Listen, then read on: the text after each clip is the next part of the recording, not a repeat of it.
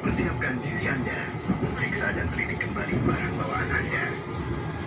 Untuk keselamatan Anda, dilarang membuka pintu kereta sebelum kereta api berhenti dengan sempurna. Terima kasih atas kepercayaan Anda pada PT Kereta Api Indonesia. Sampai jumpa di perjalanan berikutnya.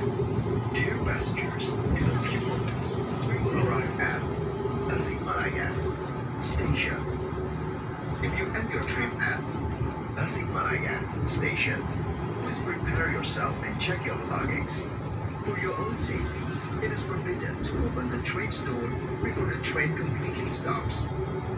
Thank you for choosing PT Kereta Api Indonesia. See you on the next trip.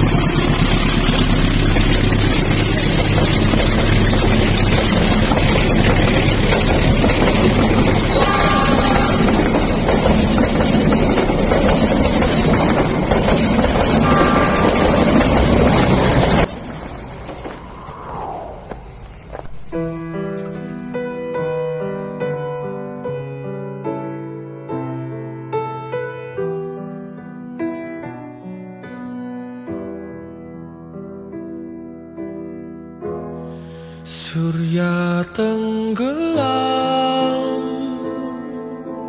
ditelan kabut kelam, senja nan muram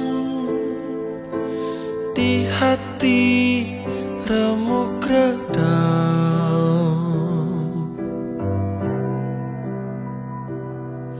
Jalan berliku dalam kehidupan dua remaja kehilangan penawar rindu, kasih pujaan menempuh cobaan. Malam mencekam, rembulan sendu rawan, anak perawan menanggung rindu dendam.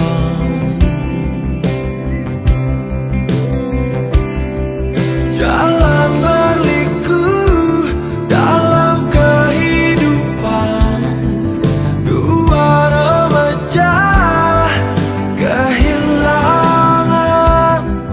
penawar rindu, kasih pujaan menempuh cobaan.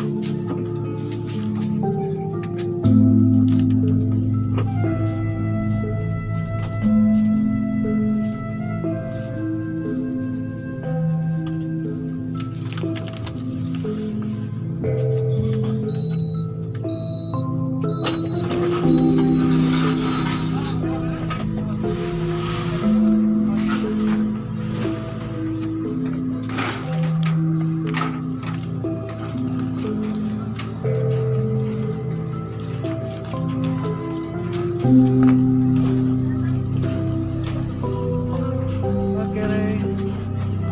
pagi dan selamat datang kepada seluruh penumpang kereta api Lodaya. Saat ini perjalanan Anda telah tiba di stasiun Tasikmalaya. Bagi Anda yang mengakhiri perjalanan di stasiun Tasikmalaya, periksa dan isi kembali barang bawaan Anda. Jangan sampai tertinggal maupun tertukar di dalam kereta. Pintu luar sampai Tasikmalaya berada di sebelah pintu area. Selamat jalan, selamat menikmati perjalanan Anda dan sampai jumpa di perjalanan berikutnya.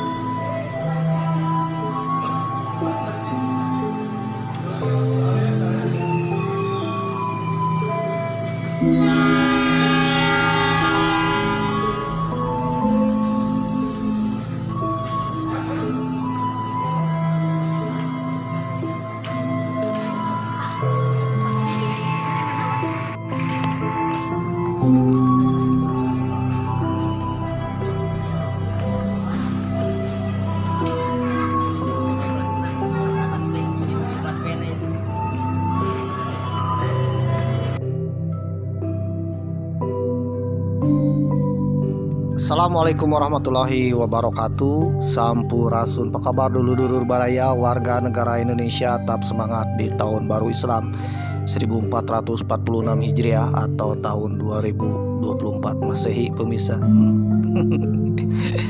Video ini perjalanan bulan Juli 2024 ya, tepatnya 1 Muharram tahun baru Islam 1446 Hijriah bulan Juli 2024.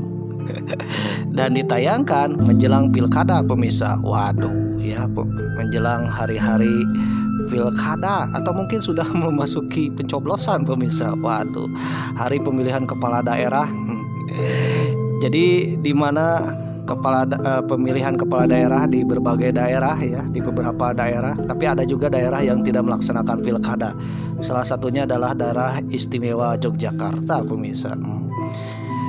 Nah, sedangkan daerah-daerah yang lain kebanyakan ya, sebagian besar melaksanakan pemilihan kepala daerah. Entah itu tingkat kabupaten, entah itu tingkat kota, tingkat gubernur ya, untuk memilih bupati, wali kota ataupun gubernur pemirsa. Ya, marilah kita melaksanakan pemilihan kepala daerah ya, untuk menentukan pembangunan, menentukan arah kebijakan, dan menentukan nasib menentukan perkembangan pembangunan daerah saudara-saudara di masa yang akan datang pemirsa ya, yang kedepannya. Jadi dengan memilih kita melaksanakan pemilihan kepala daerah untuk arah pembangunan daerah kedepannya pemirsa. Silakanlah pilih pemimpin kepala daerah yang menurut saudara-saudara cocok. Cocok untuk memimpin daerah saudara pemirsa. Ya, yang penting dia amanah, pro rakyat, dan juga tidak menyusahkan rakyat pemirsa. Oke pemirsa, Mamang hanya mendoakan siapapun yang terpilih nanti mudah-mudahan bisa membangun daerah ke arah yang lebih baik dan memajukan daerah pemirsa. Amin. Juga mensejahterakan rakyatnya dan membuat nyaman dan tidak menyusahkan rakyatnya pemirsa. Amin. Oke pemirsa, kebetulan video ini tayang bertepatan dengan Hari Guru Nasional yang ke-79 tahun. Ya, Hari Guru Nasional tanggal 25 November 2024. Karena guru adalah pondasi bangsa pemirsa ya. Guru hebat, bangsa kuat. Guru hebat, bangsa maju pemirsa. Dulu ada cerita bahwa Jepang itu dibom atom Nagasaki dan Hiroshima. Semua orang meninggal pemirsa. Tapi ketika setelah dibom atom, yang ditanyakan oleh kaisar adalah berapa banyak guru yang masih tersisa pemirsa. Bukan yang ditanyakan berapa pasukan yang tersisa pemirsa, tetapi berapa banyak guru yang tersisa. Karena Jepang yakin satu orang guru itu bisa mendidik banyak orang pemirsa. Apalagi banyak guru, waduh, membangkitkan satu bangsa pemirsa. Oleh karena itu marilah kita bangkit ya, bangsa Indonesia bangkit, dan juga kita harus memperingati guru, karena tanpa guru kita tidak akan bisa pemirsa ya, termasuk Mamang juga tidak akan bisa konten ya. Juga saudara-saudara yang sekarang menjadi pilot, yang menjadi presiden, yang sekarang sudah menjadi gubernur ya, menyalonkan diri, dan yang sekarang sudah menjadi orang sukses, ingatlah ya, kesuksesan itu berkat didikan, salah satunya didikan di sekolah, yaitu berkat guru kita ya. Oleh karena itu marilah kita menghormati guru pemirsa. Jangan lupakan jasa-jasa guru pemirsa. Guru itu dikenal dengan pahlawan tanpa tanda jasa pemirsa. Oleh karena itu marilah kita hormati guru kita. Mamang teringat ketika bangsa Indonesia bangkit ya, Hari Kebangkitan Nasional, salah satunya dibentuknya organisasi Budi Utomo. Nah, Budi Utomo itu lahir dari orang terpelajar pemirsa ya, bukan dari orang bodoh. Nah, yang dari orang terpelajar ini mereka bisa pintar dari mana? Ya, jelas dari didikan seorang guru pemirsa, didikan para guru. Guru yang mendidik kaum pribumi menjadi kaum terpelajar. Karena kaum terpelajar bisa membangun bangsa pemirsa, hingga akhirnya kita bisa merdeka pemirsa. Oke pemirsa, Mamang mengucapkan selamat Hari Guru Nasional. Guru hebat, bangsa kuat. Ya, semoga bangsa kita maju. Ya, semoga bangsa kita sejahtera, bangsa kita menjadi negara superpower. Amin. Oke pemirsa, Mamang masih melaksanakan backpack run ke kota Jakarta, keliling-keliling jelajahi kota Jakarta. Dan sekarang sudah berada di Tasikmalaya pemirsa. Waduh, ya sudah berada kembali di stasiun Tasikmalaya pemirsa. Jadi artinya Mamang sudah berkeliling-keliling, dan ini mungkin episode terakhir dari backpack run keliling-keliling kota Jakarta pemirsa. Waduh.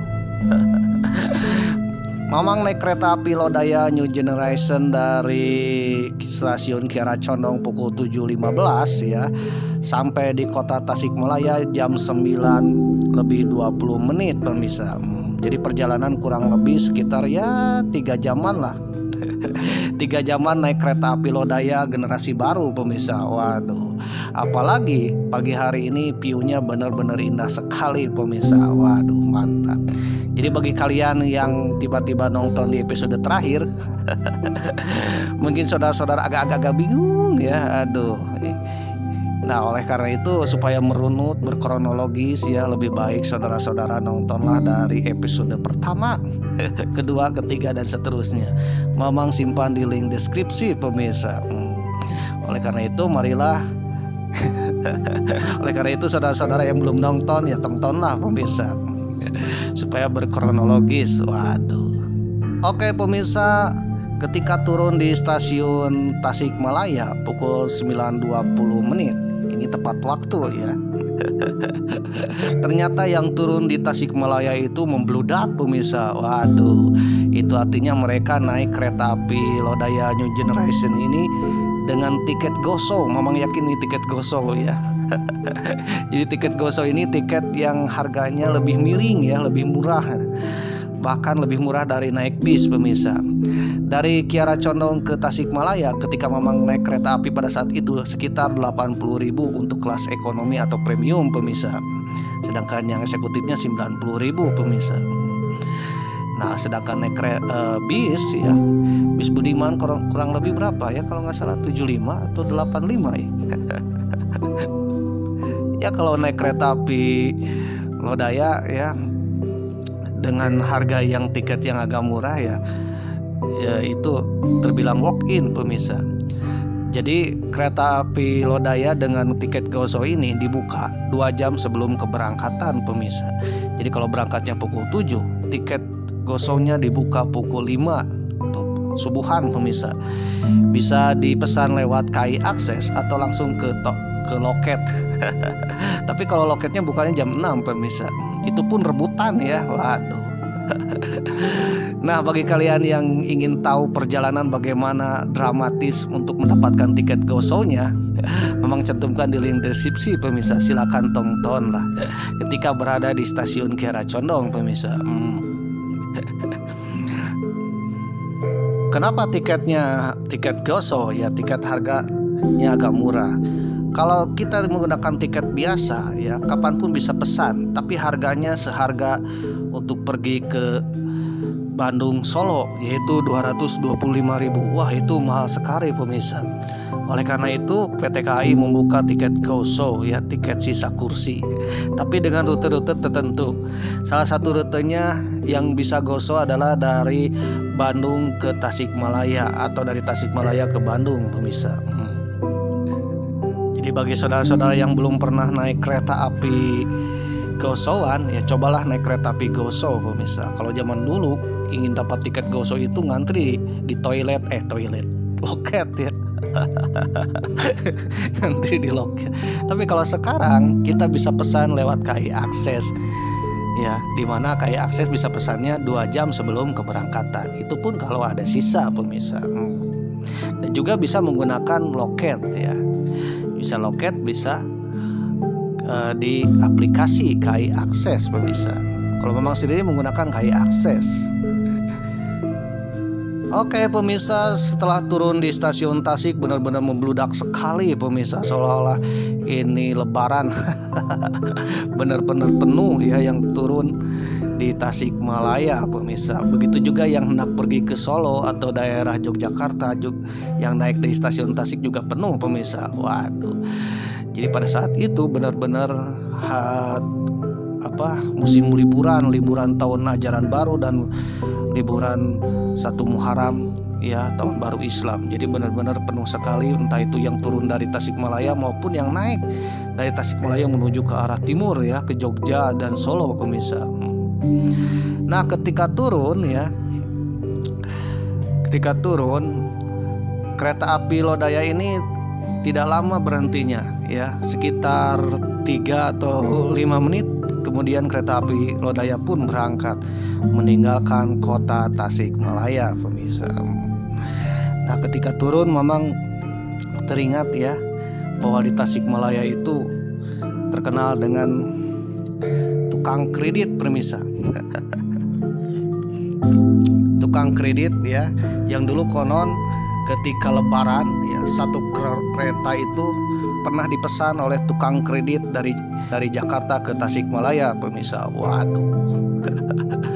Dan konon katanya ya, tukang kredit ini ya ada hubungannya dengan Galunggung pemirsa ya, Gunung Galunggung. Gunung Galunggung mengilhami tukang kredit.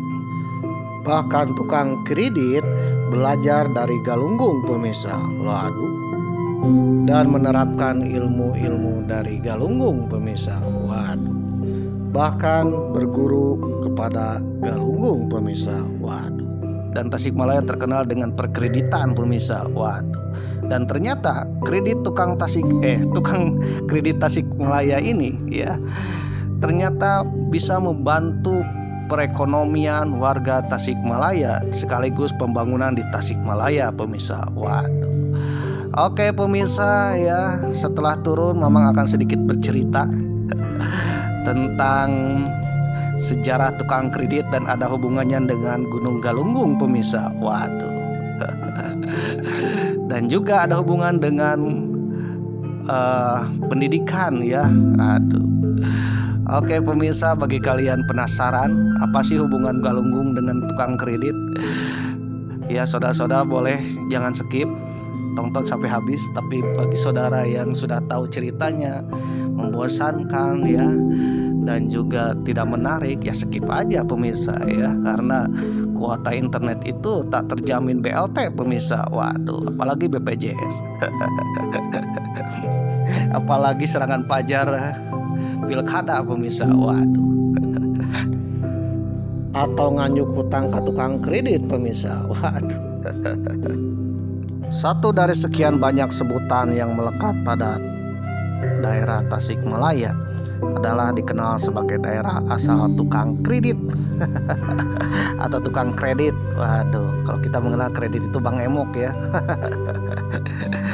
Ini adalah sebutan untuk pedagang keliling yang menjual berbagai barang kebutuhan dengan cara dicicil ya. Barang-barang itu adalah barang kebutuhan sehari-hari, barang-barang rumah tangga seperti panci, katel, baskom, baju ya. Dan biasanya dikeliling ya dengan cara pakai gerobak atau ditanggung pemirsa. Tapi kalau zaman sekarang menggunakan kendaraan seperti bak terbuka. Waduh. Dari Tasikmalaya, tukang kredit menyebar hampir ke seluruh kota-kota di Indonesia. Mereka gigih mengais rejeki di perantauan. Pola pembayaran yang bisa dicicil dianggap membantu masyarakat atau konsumennya yang mayoritas kalangan menengah ke bawah. Ya, dikredit. Jadi kalau kita butuh panci ya, tiba-tiba belum punya uang, maka solusinya adalah tukang kredit ya. Kita bisa mengambil pancinya dulu dan nanti dibayarnya diangsur ya atau dicicil. Waduh. Jadi kalau telat pun terkadang tidak ada istilah diambil kembali barangnya. Waduh. Itu kan kredit kalau telat ya biasanya ya ada kebijakan-kebijakan pemirsa ya, kebijakan yang tidak memberatkan para konsumen. Bagi Tasikmalaya sendiri, eksistensi tukang kredit ini menjadi salah satu penopang pertumbuhan ekonomi. Cuan yang diraup tukang kredit di perantauan tentu saja dibawa pulang dan dibelanjakan di Tasikmalaya. Banyak mereka yang sukses kemudian disebut sebagai bos kredit. Dapat dipastikan kondisi itu memberi dampak positif bagi perekonomian Tasikmalaya, pemirsa. Bahkan suatu waktu, ya pendapatan daerah Kabupaten Tasikmalaya yang saat itu belum ada kota Tasikmalaya, itu sebagian besar ya, sekian persen besarnya dari UMKM, salah satunya dari para perantau tukang kredit, pemirsa. Waduh. Dilansir dari Good News from Indonesia dengan judul artikel cerita awal mula orang Tasikmalaya terkenal sebagai tukang kredit di ibu kota, ditulis oleh Rizky Kusumo, edisi 5 Februari 2024 kemarin ya. Para tukang kredit selalu identik dengan para perantau dari Tasikmalaya. Para perantau dari kota Santri atau kota Tasikmalaya ataupun Kabupaten Tasikmalaya sempat merajai jalanan hingga gang-gang di Jakarta, bahkan berkelana jauh ya sampai keluar Pulau Jawa, pemirsa. Dikutip dari Good News from Indonesia juga, salah satu tukang kredit yang terkenal adalah Enti Sutisna. Adalah salah satu warga Kampung Nagrog, Desa Mandalagiri, Kecamatan Lewisari, Kabupaten Tasikmalaya yang sempat merantau dan menekuni usaha tukang kredit di Jakarta pada tahun 1971 hingga 1973. Dirinya mendapatkan modal dari pamannya senilai Rp400.000. Rp400.000 zaman 70-an ya, mungkin berapa sekarang? Untuk membuka usaha kredit di sekitar ibu kota. Dirinya membawa 4 warga dari kampungnya yang masih terhitung sanak saudara. Di sana mereka menjadi pemikul barang-barang kredit yang dibawa menggunakan keranjang bambu. Kata Entis yang dimuat dari pikiran rakyat yang dikutip dari Good News from Indonesia. Entis menjadi saksi para tukang kredit Tasikmalaya memikul barang-barang jualannya merajai jalanan ibu kota. Rute berkeliling dimulai dari kawasan Tanah Abang seperti Kebon Jahe, Gang Harlan, Kota Bambu, dan Roksi. Usaha itu berkembang pesat dari 4. Jumlah tukang kredit bertambah menjadi 8 orang. Waduh. Modal Entis yang mulanya 400.000 bertambah menjadi 800.000. Waduh. Didin Saripudin dalam makalah berjudul Tradisi Merantau Tukang Kredit dari Tasikmalaya menyebutkan keberadaan tukang kredit dari Tasikmalaya tidak bisa dipastikan secara akurat kapan mulai berkembangnya. Namun berdasarkan penelitian Sucipto dan Saripudin mengungkap ada 2 versi asal-usul tukang kredit di Tasikmalaya. Pertama adalah kemunculan tukang kredit diinspirasi oleh tukang main ring dari China ya, atau orang-orang Tionghoa atau orang Cina ya, yang datang ke wilayah Nusantara pemirsa, yang muncul di Tatar Sunda sekitar pada tahun 1120. Tukang main ring merupakan pedagang keliling warga Cina perantauan yang menjajakan barang dagangan ya kelontongan seperti baju, sendal jepit ya, terus peralatan masak, baskom, katel, spatula, apalagi ya, bahkan juga kain-kain dan sebagainya.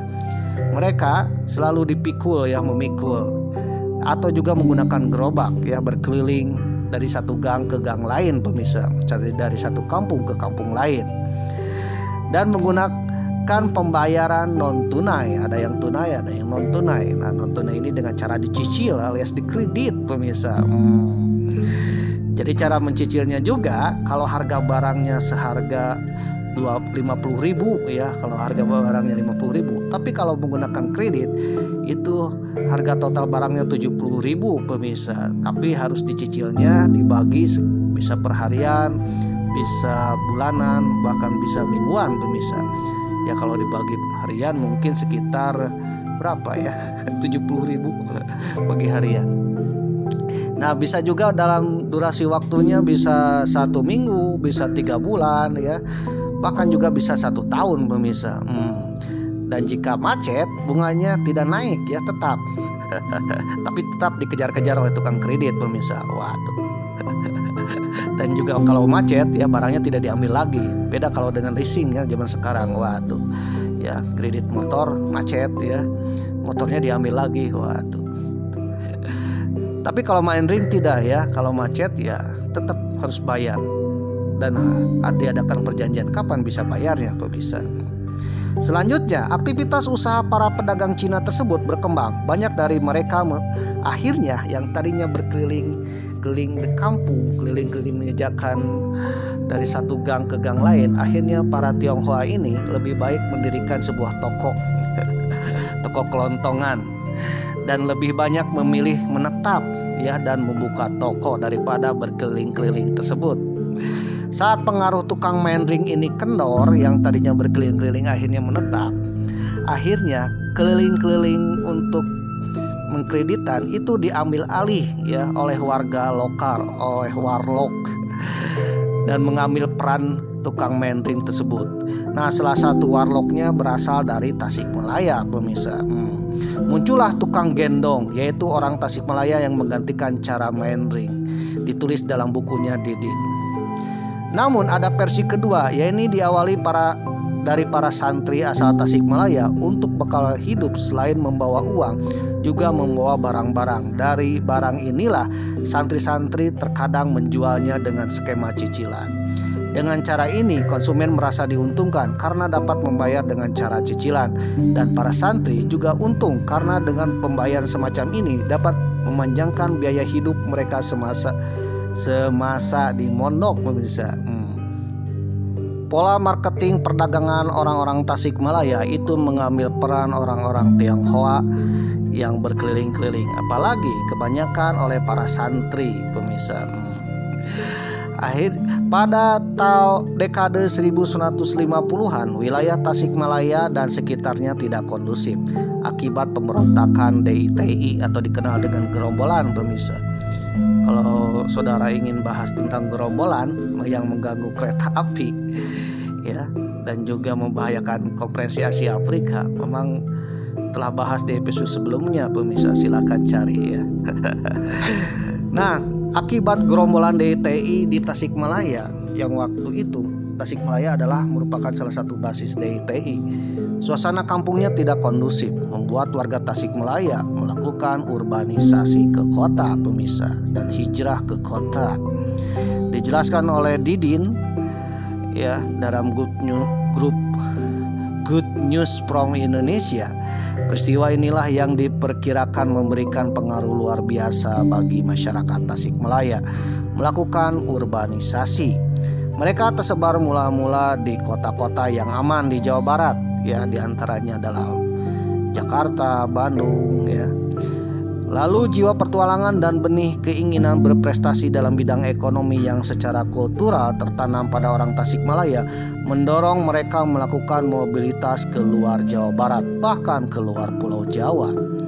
Bagi Tasikmalaya, eksistensi tukang kredit ini menjadi salah satu penopang pertumbuhan ekonomi. Keuntungan yang diraup tukang kredit di perantauan tentu saja dibawa pulang dan dibelanjakan di Tasikmalaya, pemirsa. Jadi kalau hari Lebaran atau hari libur, ya biasanya orang-orang kredit ya, tukang kredit Tasikmalaya yang ada di Jakarta atau di Bandung itu menyewa gerbong kereta api loh. Tahun 1970 dalam koran Pikiran Rakyat ya, itu terjadi istilah mudik massal. Salah satu mudik massal yang terkenal adalah satu gerbong kereta api disewa oleh tukang kredit dari Jakarta, Bandung, Cirebon, Surabaya, Jogja ke Tasikmalaya, pemirsa. Waduh, kebayang ya liburan tukang kredit, bawa uang, waduh, membangun rumah, waduh, dan membelanjakan di Kabupaten Tasikmalaya, pemirsa, dan kota Tasikmalaya. Waduh, akhirnya Tasikmalaya makmur berkat kredit, pemirsa. Waduh. Dilansir dari korofak.co.id dengan judul artikel dari tukang kiridit untuk bantu ekonomi sulit. Kiridit bahasa Sunda ya, dari kata kredit. Kredit. Sundanya kiridit ya, orang Tasikmalaya itu mengenal kiridit. Edisi 19 September 2022. Jadi tukang kiridit ini sudah terkenal ya, sudah menjadi legenda di berbagai tempat. Kalau ada tukang kiridit, waduh, itu bilang pasti dari Tasikmalaya, pemirsa. Dan ternyata tukang kredit ini punya aturan tersendiri, pemirsa. Waduh, tidak sembarangan berdagang atau menjual atau mengkreditkan barang-barang, pemirsa. Ada aturan-aturan, dan kebanyakan aturannya tidak tertulis, tapi menjadi sebuah kultural atau budaya, pemirsa. Cara berdagang yang diperkenalkan oleh para pedagang kredit ini selanjutnya disebut juga sebagai manderingan. Biasanya barang-barang yang pada umumnya dijual dengan sistem kredit ini, contohnya pakaian dan perabot rumah tangga. Beruntungnya lagi, pembeli juga tak perlu melakukan perjanjian secara resmi dengan pedagang. Sebab biasanya para pedagang kredit ini memiliki buku catatan yang berisi nama pembeli beserta tagihannya. Kemudian dalam beberapa hari sekali, pedagang akan datang ke rumah pembeli untuk melakukan penagihan. Ya, biasanya pedagang ini punya harian ya. Bisa hari Senin, Selasa, Rabu, Kamis, Jumat, ya, Ahad atau Minggu. Maka dikenalah ya, kalau Senin disebut Bapak Senin. Kalau Rabu Bapak Rabu ya, Bapak Rebo. Waduh. Kalau Selasa Bapak Selasa, kalau Kamis Bapak Kamis ya. Jadi artinya nagihnya setiap hari. Kalau Bapak Selasa ya setiap hari Selasa, pemirsa. Oleh karena itu para konsumennya sudah tahu, setiap hari Selasa siapkan uang untuk membayar kredit. Setiap barang yang dijual oleh pedagang kredit itu biasanya dapat diangsur hingga 10 kali atau bisa 30 kali atau bisa 5 kali. Asalkan ada istilahnya ya semacam perjanjian lah. Kira-kira ibu mau bayarnya berapa kali nih? Dan kebanyakan tidak menggunakan uang muka, pemirsa. Waduh, beda ya kalau ke bank itu menggunakan uang muka, pemirsa. Mereka juga akan melakukan penagihan 1 minggu sekali dengan mendatangi rumah pembeli satu persatu. Di sisi lain, bunga untuk setiap barang yang dijual juga tidak terlalu besar. Ya ini rata-rata ada kelebihan 10%-an lah. Jadi kalau harga barang 50.000 jadi 70.000 lah. Atau 60.000, pemirsa. Kalau harga barang 20.000 ya jadi 25.000. Pembagian wilayah tersebut sudah diatur. Akhirnya tukang kredit pun dibagi wilayah ya. Kampung ini bagian siapa, kampung itu bagian siapa. Dan itu satu kesatuan komunitas tukang kredit ya, harganya sama. Pembagian wilayah tersebut sudah diatur sendiri dan disepakati oleh para pedagang kredit.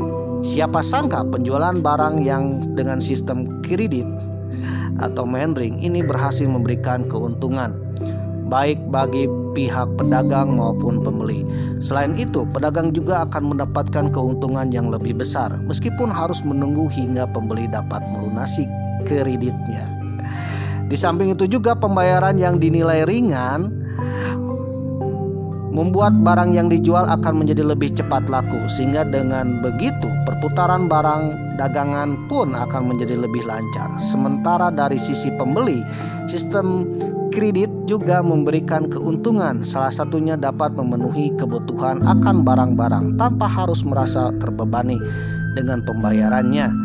Siapa sangka sistem kredit ini ternyata bisa membantu perekonomian, baik itu di daerah Tasikmalaya sebagai asal tukang kredit, juga bagi daerah perantauannya pemirsa, atau daerah konsumennya. Ternyata daerah konsumennya juga terbantu oleh tukang-tukang kredit dari Tasikmalaya pemirsa. Waduh. Jadi pada akhirnya tukang kredit ini terkenal dari Tasikmalaya. Meskipun dalam perjalanan waktu banyak juga tukang kredit dari atau bukan dari Tasikmalaya, misalkan dari Majalengka, dari Ciamis, dari Sumedang dan sebagainya. Tetapi ya semua orang pasti mengira bahwa tukang kredit ini pasti dari Tasikmalaya pemirsa, karena saking terkenalnya tukang kredit dari Tasikmalaya pemirsa. Nah, ada yang unik lagi dari tukang kredit Tasikmalaya. Ternyata tukang kredit Tasikmalaya itu berjualan kredit itu beda dengan tukang kredit ala orang Tionghoa pemirsa atau daerah-daerah lain. Salah satunya masih mengakar budaya dan juga falsafah dari Gunung Galunggung pemirsa. Waduh.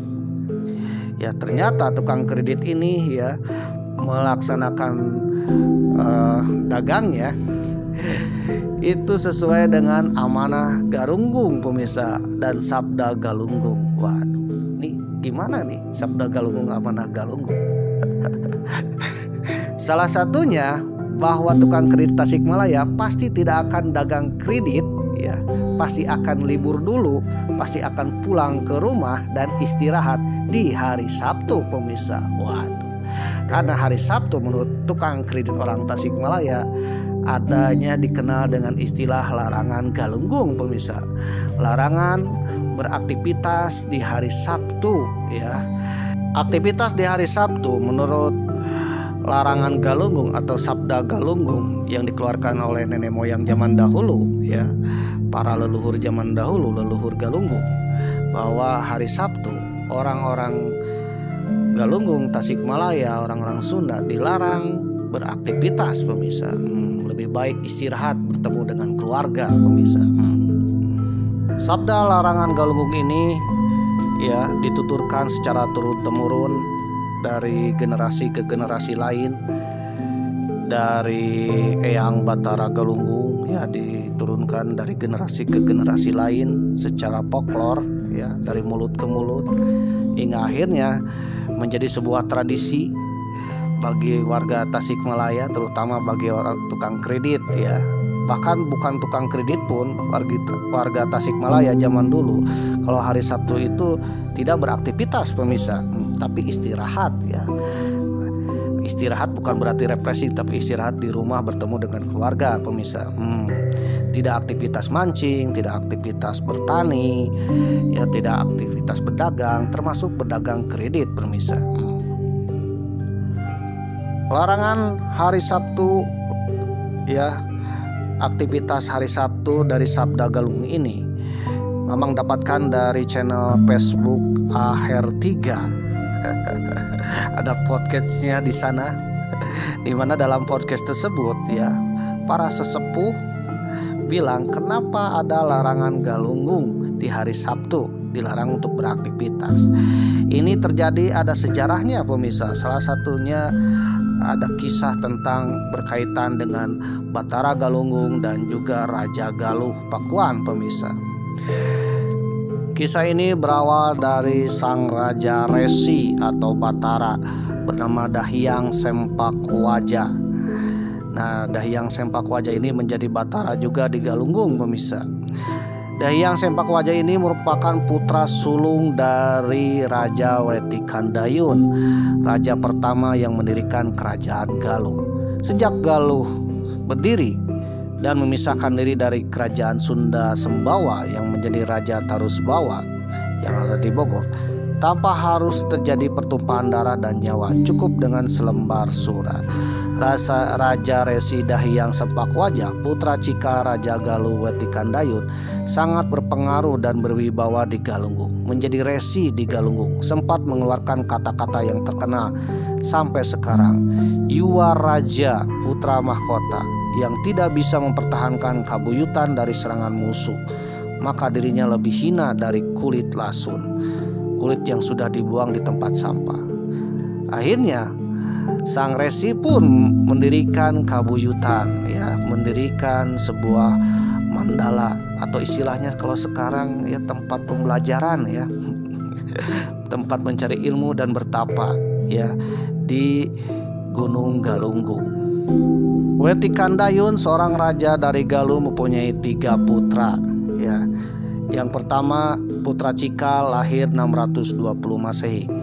Tidak dikenal nama kecilnya, namun setelah dewasa karena giginya ompong maka dikenal dengan nama Sempakwaja.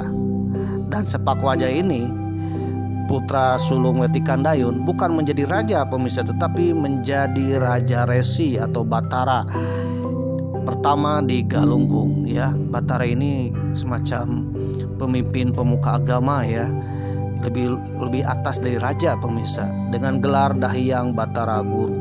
Waduh, jadi guru para raja. Lalu membangun pertambangan dan juga kalau istilah sekarang mungkin pesantren, ya, dan juga pendidikan, ya, di Gunung Galunggung. Jadi siapapun yang hendak menjadi raja atau menjadi panglima harus belajar ke Galunggung pemirsa. Dan guru pertamanya orang Sunda yang berada di Galunggung adalah Raja Resi yang bernama Dahyang atau dikenal dengan Sempakwaja. Lalu putra kedua dari Wetikandayun lahir tahun 622 Masehi, dikenal dengan nama Jantaka atau Resi Wanayasa atau Rahyang Kidul. Setelah dewasa ia menderita penyakit kemir atau hernia. Waduh, kelak menjadi raja atau resi juga di Denuh atau di Tasikmalaya Selatan. Sedangkan anak ketiga atau anak bungsu dari Wetikandayun bernama Amara atau terkenal dengan nama Mandi Minyak, lahir 624 Masehi.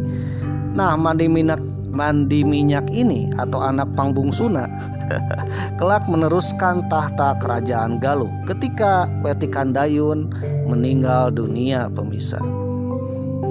Sang Wetikandayun dikaruniai umur yang sangat panjang, yaitu usianya 111 tahun pemirsa. Waduh, ia wafat tahun 702 Masehi. Nah, sebagai penggantinya jatuh bukan ke Sempakwaja tetapi ke putra bungsunya yang bernama Mandi Minyak, karena cikalnya atau kakaknya Sempakwaja itu menolak untuk menjadi raja pemirsa dan lebih baik menjadi seorang batara di Galunggung pemirsa. Sempakwaja mempunyai istri bernama Pohaci Rababu. Nah, Pohaci Rababu ini istri yang cantik, konon katanya berasal dari India pemirsa. Waduh, suatu ketika Mandi Minyak akan diangkat menjadi raja, ya, akan dilantik menjadi gubernur, menjadi raja pemirsa di kerajaan Galuh. Oleh karena itu seluruh keluarga raja dan seluruh para bangsawan kerajaan Galuh itu diundang pemirsa, ya, ke Galuh. Namun Sempakwaja sebagai kakaknya itu tidak bisa pergi, ya, untuk menghadiri pelantikan adik bungsunya menjadi raja. Dan memang seharusnya Sempakwaja lah yang menjadi raja, tetapi Sempakwaja menolak untuk jadi raja pemirsa. Sempakwaja lebih baik bertapa. Oleh karena itu Sempakwaja mengutus istrinya, ya, Pohaci Rababu untuk menghadiri pesta pelantikan adik bungsunya pemirsa, yaitu mandi minyak. Maka berangkatlah Pohacira Babu. Nah, dalam pesta pelantikan itu ya diadakanlah salah satunya tarian-tarian ya, tarian dari keluarga-keluarga raja, termasuk Pohacira Babu, istri mandi minyak, itu melakukan tarian pemirsa.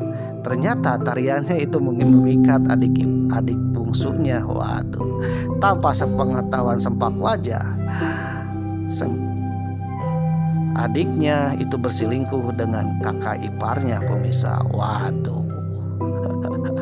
Nah, maka terdengarlah sampai ke telinga Sempak Wajah pemirsa. Nah, dari situlah Sempak Wajah, seorang Batara, seorang guru mahaguru, lalu mengeluarkan satu sabda, yaitu bahwa setiap hari Sabtu seluruh para lelaki yang punya keluarga ya tidak boleh memancing, tidak boleh beraktivitas, tapi harus berada di keluarga memantau para istri jangan sampai kehilangan pemirsa. Waduh. Dan ini diceritakan dalam podcastnya Arhidiktira ya, dalam Facebooknya pemirsa. Dan beliau ini adalah mungkin seorang tokoh masyarakat Sunda pemirsa. Waduh. Akhirnya Mamang pun tahu kenapa itu sejarahnya, kenapa larangan galunggung itu hari Sabtu. Dan ternyata kejadian ya perselingkuhan itu terjadi pada hari Sabtu pemirsa. Waduh. Akhirnya hari Sabtu bagi orang Sunda ada sabda galunggung, itu dilarang beraktivitas pemirsa. Karena yang namanya Resi Mahaguru itu kedudukannya lebih tinggi, dan apapun ucapan Resi Mahaguru itu sama dengan ucapan yang harus digugu dan ditiru, karena beliau adalah Mahaguru dan guru pemirsa. Oleh karena itu larangan ucapan hari Sabtu supaya lelaki atau kepala keluarga itu memantau istri dan anak-anaknya dilarang untuk beraktivitas, bertani dan sebagainya, dan harus berada di rumah. Ternyata dituruti oleh warga Sunda semua pemirsa. Waduh, akhirnya menjadilah sabda galunggung. Konon sang Mahaguru itu mengeluarkan sabda bahwa hari Sabtu itu merupakan larangan galunggung. Itu melakukan pertapaan dulu pemirsa ya, pertapaan untuk menentukan kebijakan adanya larangan galunggung. Ternyata menurut Mahaguru bahwa hari Sabtu ini hari yang kurang baik untuk beraktivitas di luar rumah, tapi hari yang baik untuk bersama keluarga pemirsa. Ada keunikan lainnya kenapa hari Sabtu itu menjadi sebuah larangan galunggung pemirsa. Salah satunya ketika terjadi letusan Gunung Galunggung tahun 1982 sampai 1983 selama 9 bulan pemirsa. Galunggung sering meletus. Salah satunya letusan tahun 1982 sampai 1983 atau tepatnya 5 Mei 1982 dan berakhir 8 Januari 1983. Jadi totalnya 9 bulan. Ini seolah-olah letusannya adalah letusan secara kredit pemirsa. Waduh, dikredit ya. Jadi ceritanya bahwa Gunung Galunggung ini terdapat suatu sumbatan ya, batu besar yang menyumbat letusan, sehingga letusannya tidak sedahsyat letusan Gunung Galunggung sebelum-sebelumnya pemirsa ya. Konon katanya kalau letusan tahun 1882, 1899 yang dulu ya, itu letusannya sangat dahsyat, tetapi dalam waktunya cuman 1 minggu pemirsa, dan ada yang bilang cuman 2 hari, tapi letusannya sangat dahsyat. Nah, pada tahun 1182 ya, letusannya secara kredit pemirsa, karena tertahan ada sumbatan di kawahnya. Nah, sumbatan itu kalau sumbatannya terbuka sedikit, akhirnya keluarlah hujan abu pemirsa. Waduh, hujan abu dan juga keluar aliran lahar dan sebagainya pemirsa. Terjadi letusan, tetapi lalu istirahat lagi, lalu beberapa waktu hujan abu lagi, lalu istirahat lagi, dan seterusnya selama 9 bulan. Jadi dikredit ya selama 9 bulan. Hampir ya hampir semua hari itu terjadi letusan ya, letusan entah itu hujan abu atau mungkin letusan lahar dan sebagainya pemirsa. Tetapi ada satu hari selama 9 bulan itu tak pernah terjadi hujan abu apalagi letusan ya, ada agak-agak istirahat, yaitu hari Sabtu pemirsa. Waduh, kok bisa ya? Ternyata masyarakat pun percaya bahwa leluhur kita dilarang beraktivitas hari Sabtu, termasuk juga ketika Gunung Galunggung itu meletus ya, dilarang Gunung Galunggung meletus itu tidak terjadi pada hari Sabtu pemirsa. Waduh, maka berembuslah mitos bahwa hari Sabtu ada istilah larangan Galunggung. Nah, mitos larangan Galunggung inilah ya, dalam sabda Galunggung inilah ternyata digunakan juga oleh para tukang kredit dari Tasikmalaya pemirsa. Galunggungnya saja sudah meletusnya dengan cara kredit dan ada larangan hari Sabtu. Oleh karena itu para tukang kredit pun ya mengikuti sabda Galunggung, yaitu istirahat di hari Sabtu pemirsa. Nah, selain larangan Galunggung, tukang kredit Tasikmalaya pun mengikuti yang dikenal dengan amanah Galunggung. Amanah Galunggung ini salah satu nama yang diberikan untuk sekumpulan naskah yang berisi amanat-amanat ya, yang tulisannya tulisan Sunda kuno, ditulis pada masa kabuyutan Galunggung pemirsa. Nah, naskah-naskah yang mengandung nasihat-nasihat inilah para sejarawan itu menamakan amanah Galunggung pemirsa, di mana isi naskah-naskah dan amanah Galunggung ini memberikan nasihat-nasihat kepada orang-orang Sunda ya, kepada keturunan Galunggung ya, supaya hidup sesuai dengan tradisinya ya.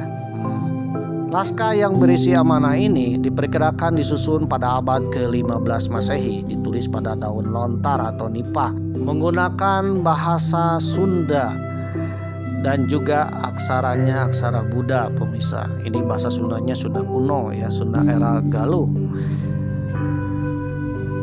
Dan ditafsirkan bahwa naskah ini lebih tua dari naskah Sunda yang lainnya, diantaranya Sang Hyang Siksa Kanda Karesian dan juga Carita Parahyangan yang ditulis sekitar abad ke-16. Dalam amanat Galunggung ejaannya ditulis Hwalwat, Guareng, Anwam, dan Hamwa, yang di dalam Carita Parahyangan diejah Kolot, Goreng, Anom, dan Hamu. Jadi artinya nasihat-nasihat dari orang tua pemirsa ya, dari leluhur.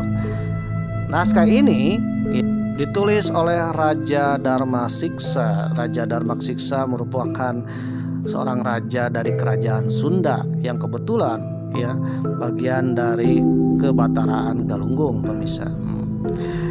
Teksnya berisi tentang usaha Darmasiksa dan orang-orangnya membuka wilayah Galunggung. Selebihnya teks ini berisi nasihat perihal budi pekerti yang disampaikan oleh Rakyan Darmasiksa, seorang raja dari kerajaan Sunda yang duduk di Galunggung. Jadi amanah Galunggung ini berisi tentang salah satunya budi pekerti yang menjadi rujukan bagi keturunan termasuk orang-orang Sunda, dan digunakan juga dalam kehidupan sehari-hari. Salah satunya kita harus berlaku jujur ya, berlaku amanah ya, jangan menyusahkan orang lain, dan juga tetap berusaha pemirsa. Itu salah satunya. Dan juga ada amanah-amanah lainnya. Ternyata dengan amanah inilah digunakan juga oleh para tukang kredit, hingga akhirnya menjadi tukang kredit yang sukses pemirsa. Dagang yang sukses. Waduh. Oke pemirsa, mungkin lain kali Mamang akan membahas isi dari amanah Galunggung tersebut. Dan amanah Galunggung ini menjadi cikal bakal tradisi ya, karakter orang Sunda, termasuk karakter tukang kredit pemirsa. Waduh. Oke pemirsa, jadi itulah cerita tentang karakter tukang kredit. Sekaligus ini merupakan episode terakhir dari keliling-keliling kota Jakarta ya pemirsa. Mudah-mudahan kita ketemu lagi ya di episode selanjutnya dengan cerita yang lebih menarik pemirsa. Oke pemirsa, jadi akhirnya Mamang sudah sampai di kota Tasikmalaya ya. Mamang jalan keluar dan sambil melihat kereta api Lodaya New Generation itu berangkat menuju kota tujuannya yaitu Yogyakarta dan Solo pemirsa. Sedangkan Mamang keluar dari stasiun Tasikmalaya. Oke pemirsa, sampai jumpa lagi. Mohon maaf apabila ada kesalahan. Kita ketemu lagi dalam perjalanan berikutnya dan juga cerita berikutnya di episode dan edisi berikutnya pemirsa. Sampai jumpa. Wassalamualaikum warahmatullahi wabarakatuh.